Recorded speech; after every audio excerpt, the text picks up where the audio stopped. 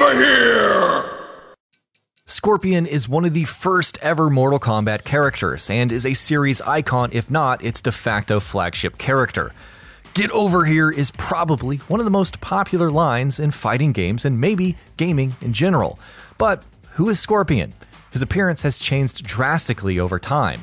In the first Mortal Kombat game, Scorpion and Sub-Zero the Ice Ninja, and often his rival, since more than one person have taken on the mantle of Sub-Zero, might not have seemed more than palette swaps for each other. But in recent games, they are incredibly distinct from each other. Get over here and let's find out the full story of Scorpion, the Mortal Kombat icon, so iconic that he's featured on the logo for NetherRealm Studios, the current developer for the Mortal Kombat franchise. In the first Mortal Kombat game, Scorpion and Sub-Zero were deliberately designed as palette swaps for each other, though the two were meant to have intertwining stories from the start. Scorpion, real name Hanzo Hasashi, is Japanese, part of a line of ninjas called the Shirai Ryu.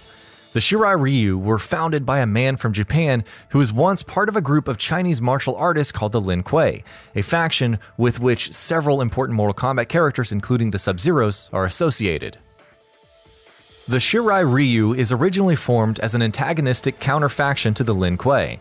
The founder of the Shirai Ryu is Takeda, a Japanese man and former member of the Lin Kuei, who decided to leave upon learning many of their techniques, wanting to bring these techniques back to Japan. The Lin Kuei looked down on people leaving the clan, and while Takeda was able to found the Shirai Ryu, spreading his teachings and avoiding death for some time, he was eventually assassinated by the Lin Kuei. But what he left behind and what continued was a line of ninjas who dressed similarly to the Lin Kuei, though wearing yellow instead of the Lin Kuei's blue. This background exists far before the first Mortal Kombat game and before Scorpion and a Sub-Zero cross paths, but it serves as a foundation for their antagonism.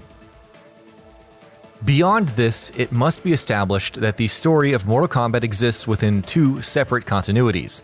There are a total of 11 mainline Mortal Kombat games, identified by whether or not they are fighting games. The first 8 of these were developed by Midway Games, while the latter 3, including the newly announced Mortal Kombat 11, were developed by NetherRealm Studios.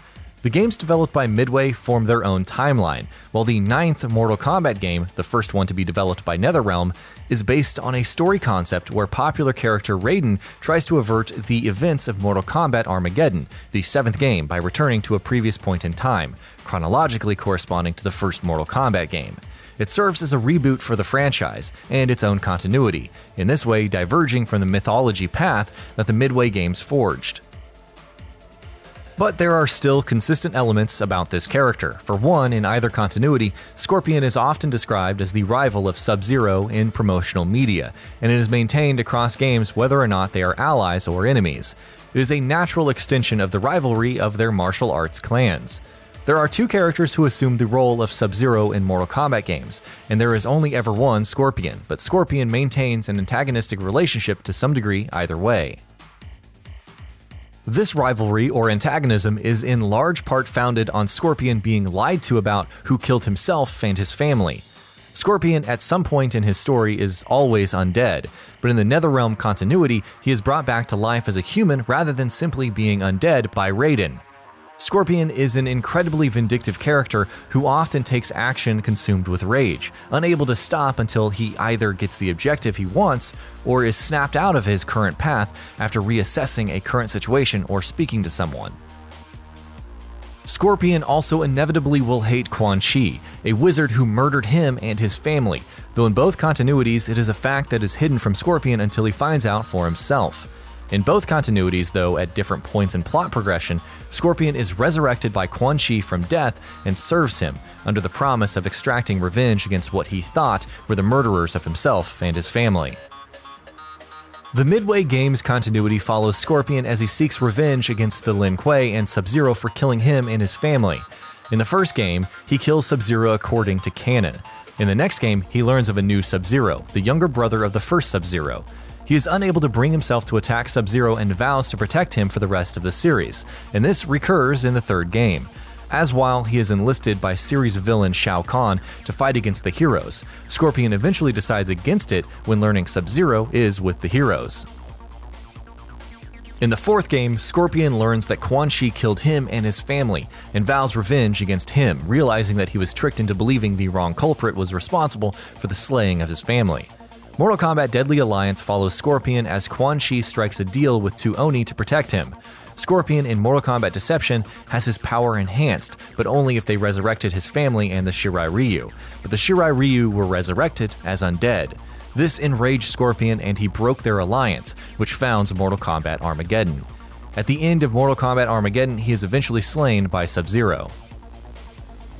He has often maintained a unique moral position in the Mortal Kombat games, as he has not always been working with the heroic characters or pursues actions that benefit them incidentally, but he is never completely aligned with or shares the goals of villains such as Shang Tsung and Shao Kahn.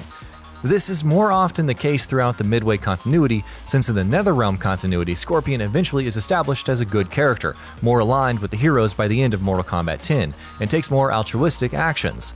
In this continuity, he has made peace with the current Sub-Zero and the Lin Kuei, after learning that they are not responsible for his and his family's deaths.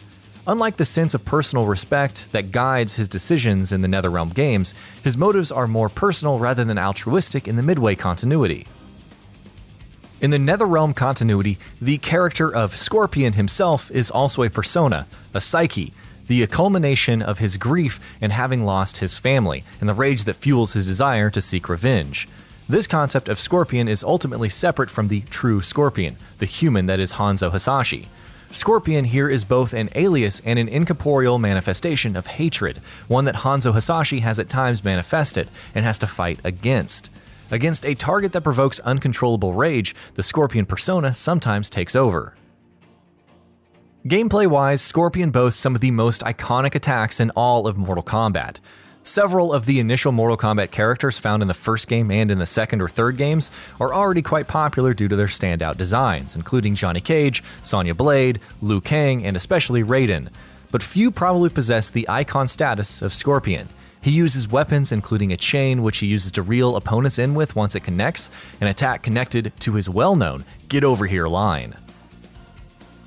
His Toasty fatality, in which he removes his mask and spits fire at his opponents and incinerates them, is a defining fatality. Scorpion can also do a teleporting punch attack, which he has had since the first game, adding to his prevalence in moveset design, which is generally beginner-friendly and allows for newcomers to the game to easily feel in control and capable.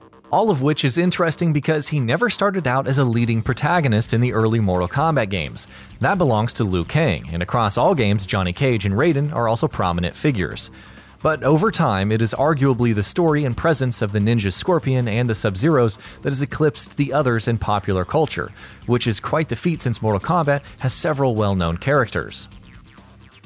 Scorpion boasts notable crossover appearances, including as a DLC character in the first Injustice title, NBA Jam Tournament Edition in which he played basketball, and PsyOps The Mindgate Conspiracy, a third-person shooter. Even in spin-off games, he often makes appearances, including Mortal Kombat Shaolin Monks featuring Liu Kang and Kung Lao, in which he was also a playable character, though this is not canonical to the story. The same developers of this game had planned for a game similar to Shaolin Monks, featuring Scorpion and Sub-Zero as protagonists, but it never got off the ground. However, he does figure prominently in Mortal Kombat Mythology's Sub-Zero, which serves as a prequel to the first game within the Midway Games continuity. And that's it for our roundup for the full story of Scorpion. Scorpion is already widely appealing enough with his brutal moveset and attitude, and in many ways it is hard to compare other characters in gaming to him because he is a foundational, iconic character himself. The NetherRealm continuity has taken the character in a new direction, and so it'll be interesting to see what results for him.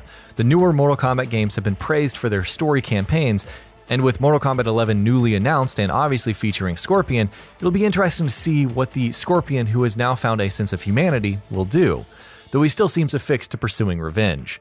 Comment below to tell us what you think of Scorpion, Mortal Kombat 11, and where you think the character may go next. Thanks for watching. And that about does it for this video. If you enjoyed what you watched and want to see more from GamingBolt, you can always hit that subscribe button and turn on the bell icon next to it. That way you will never miss any of our videos.